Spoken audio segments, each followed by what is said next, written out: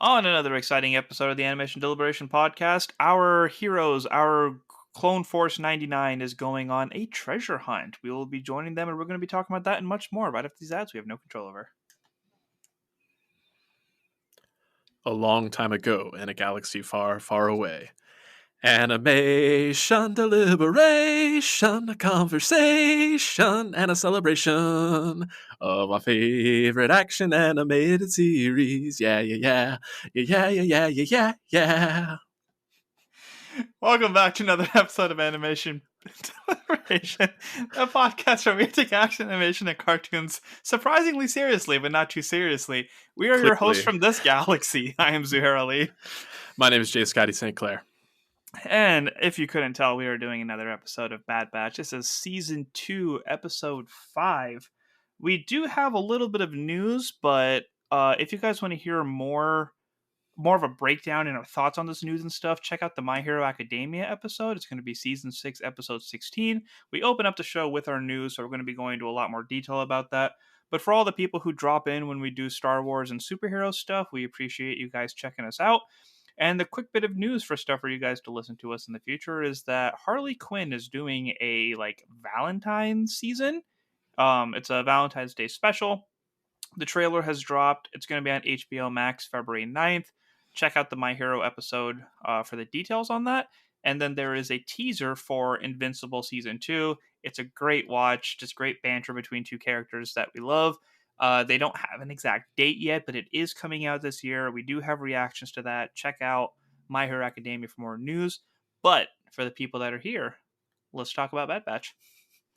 Let's do it to it. So, yes, Season 2, Episode 5, titled Entombed. And here's the synopsis. While searching a junkyard for useful salvage, Omega and Wrecker find an ancient compass containing a set of coordinates toward the uncharted Kaldar Trinary that carry the promise of treasure. Fee, Genoa, and Omega persuade the Bad Batch to set out for the system, where the compass leads them to Skara Nal, the resting place of a legendary crystal, the heart of the mountain. They find the stone, but upon removing it, Skara Nal is revealed as an ancient doomsday mech, which begins running amok. The Bad Batch and Genoa manage to return the crystal, which deactivates and destroys the machine.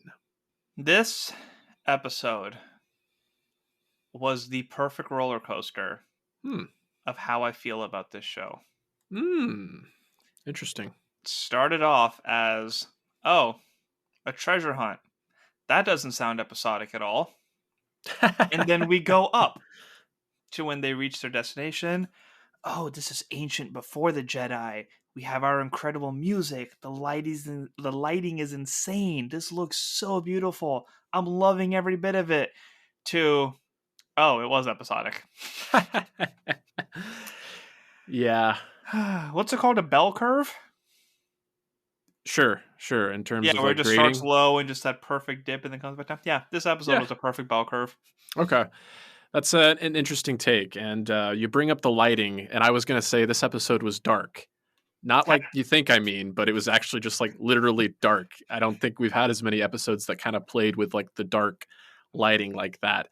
I will say, in terms of the series as a whole, and particularly this season, I think this is probably going to go down as one of the more forgettable episodes for me, which is not to say it wasn't enjoyable. It was perfectly enjoyable. I just don't know how much of an impact it had on the story at large. It was kind of just a little fun escapade for the crew with Fee Genoa. It was nice to spend time with that character and get Wanda Sykes coming back. But yeah, I really don't know what kind of lasting impact this episode's going to have.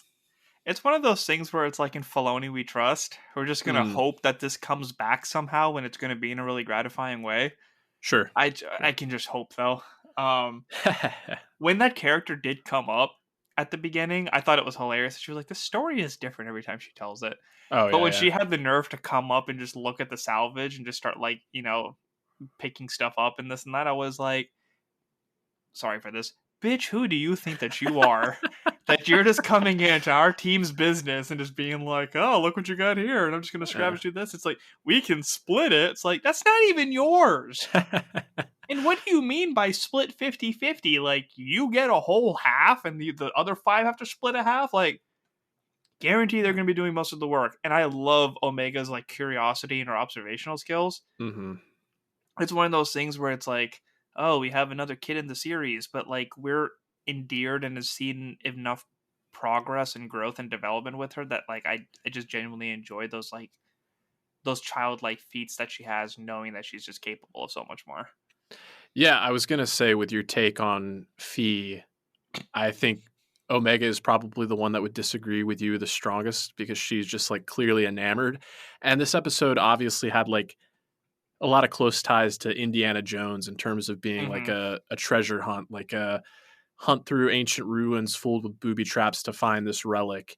And I kind of thought it was fitting that like Omega kind of like stepped up into like kind of a Spielberg archetype with this like very capable and intelligent kid character. And I think she kind of reminded me of Short Round in that sense from the Temple of Doom, which is fitting because Kiku Kwan, who just made his return to acting this year, and we'll talk about Oscar nominations in the next episode, but he actually received an Oscar nomination. But when you gave your take on Fee, kind of like, who do you think you are? I noticed obviously Hunter had his issues with Fee this episode. He was just kind of a curmudgeon the whole time. But I noticed Tech's body language too. He just like immediately crossed his arms, and you like read everything he was thinking. Like, how dare you? Because he just had his big moment and everything too. So it's like we're fresh on the Tech body language. He wasn't happy with that. Granted, he did have the line of like, "Oh, you could have left everything else there." So it's like, cool, like Omega's curiosity got you here, but at the same time, there's 0 for 2 on their treasure hunts. And oh my god, another thing I hated about her. When she was dropping the crystal in every possible crevice. Oh yeah. When she just about fell out, I was hoping that she would just totally fall and just not make the landing. I was so annoyed with her. Oh man, that would be dark. Just get like crushed up in the gears and whatnot. Oh geez. Where's the Disney R thing that we need? Right. Whatever service they're making to cater to Deadpool and Blade, like I just need the version where she just falls out and splats. Maybe also, I was hoping Andrew would be here just for this one comment, but that mecha looked like Arceus, which is like the Pokemon god. The second it popped up, I was like, have I been playing too much Pokemon, or does that look exactly like Arceus? It's Mecha Arceus. Interesting, because that mech reminded me of a different video game series, still Nintendo, but it made me think of The Legend of Zelda. Why am I blanking? The Breath of the Wild. There were the Divine Beast. I don't know if you played that one, but I watched my roommate play it. Okay. I think I know what you're talking about, Yeah, I don't think it's super spoilery to say like part of the game is like going across the world and discovering these like giant beasts that like when they're in one state, they're kind of like doomsday devices, but when they're in the other, they're actually like saviors, and they function very similarly. Like they light up their like ancient technology that comes back alive, and they ultimately shoot giant lasers. So I found myself making those connections. So it was actually, but that's not the only video game I actually found myself making connections to. I actually, a video game within the Star Wars lore itself, I found a lot of this episode kind of reminded me of Fallen Order. Yep. Yeah. Yep. I was traumatized. From that first planet, the puzzles that you had to go through underground. Yeah. The shaping and everything was very similar, and I can't remember the name of the planet. It begins with a Z, right? Oh, I can't tell you a single planet from that game except for Kashyyyk, maybe. But that first planet with the freaking moles and the goats and everything. I know exactly which one you're talking about. I just don't remember the name. The first time I left that planet after beating it, I was like, if I could control the Death Star for a day, I would blow this up just out of spite and just give those goats the finger as it crumbled. Yeah. I hated that planet so much. It's one of the reasons I never got through the game. Oh, interesting. We can have a whole other episode about my thoughts on that game. I was going to say this might turn into like a review of that game, but my key takeaway from that game is I remember thinking like it was marketed towards casual gamers, but it was more of like a straight up like gamers gamer game. Let's EA try just saying needs that. to stick with sports stuff. That's all I'm saying. I'm glad that contract ended. I'm glad other people can make Star Wars games now. Yeah. Yeah, I was very frustrated. Outside of the puzzles, which were obviously like felt a lot like the game. I also thought the planet at the beginning, the junkyard planet, reminded me a lot of like the planet that we first found Cal Hmm. Kestis on. And I wondered if it was the same planet, perhaps. Yeah, I was very ready for a cameo after that point. Hey. But it's just it credits Star Wars to the level of consistency, the fact that we can go through the movies, the video games, the TV shows, and just like these different stories and stuff, and we see the consistency just within design. For And sure. I don't know if we blame if we credit Filoni for that. I don't know if we credit Star Wars as a whole, Lucasfilm as a whole for that, but they've done a very, very, very good job of keeping everything feel connected. And that is the excitement of kind of like this phase of Star Wars Mm, where you don't have to like everything. There is kind of a little bit of something for everyone, but sure. for the people who do watch it all, like it feels like we're just focusing on this one period. We have the similar architectures, we have the similar lore, we have the similar stories. Like we understand so much about what's happening in this time frame without having to really think too much on it. Like I don't feel like there's too many like universe building plot holes, I guess. Hmm. Yeah. It's a long way of me saying this is very consistent and I love it. Well, yeah, it's the thing about the Star Wars universe too that I feel like they're finally really starting to understand is that this is such a large and expansive galaxy. Like we don't have to like stay so finely focused on like the same group of characters or that Hmm. everybody knows each other. Like there are so many stories to tell, and I think that having a group like the Bad Batch allows us to explore some of those corners where they're obviously seeing the kind of change from the Republic to the Empire and everything that goes with that, but they're not directly participating in. Maybe down the road further in the season they will play a more pivotal role, but I think it speaks to exactly what you're saying. By expanding the playground a little bit, things don't have to get so murky. It gets a little more enriched and realized. So I appreciate that. Pre and post Empire really seems to be like the focal point of Lucasfilms lately. Mm. It seems to be the sweet spot that Star Wars fans enjoy. Yeah, yeah, I would say so. It's like between this taking place pre-Empire, like you're saying, and then like things like The Mandalorian kind of taking place like post Return of the Jedi, but not to the sequel trilogy yet. That seems to be the sweet spot that we really don't. There's, like I said, it's kind of a fertile ground to do some storytelling because you're not so beholden to things that we already know are these like large historical events that are kind of like concrete in the canon. Hmm. So yeah, I don't know if I have too much more to say on this one. Same. Again, yeah, it was fun, but I don't know how well it will be remembered in the great scheme of things. Yeah, I'll just remember my hatred for that woman, and I appreciate design wise what they do, but story wise, it's like, where are we uh, going here? you know what? To Andrew's credit, he normally brings up the music, and I want to make sure I credit the composer that's been working because I know it's been the same composer across the God, it board. was But beautiful when they were doing the puzzles and stuff, and like how it just went from so serene to just the intensity building up as the doors open. I was like, wow, this is really good.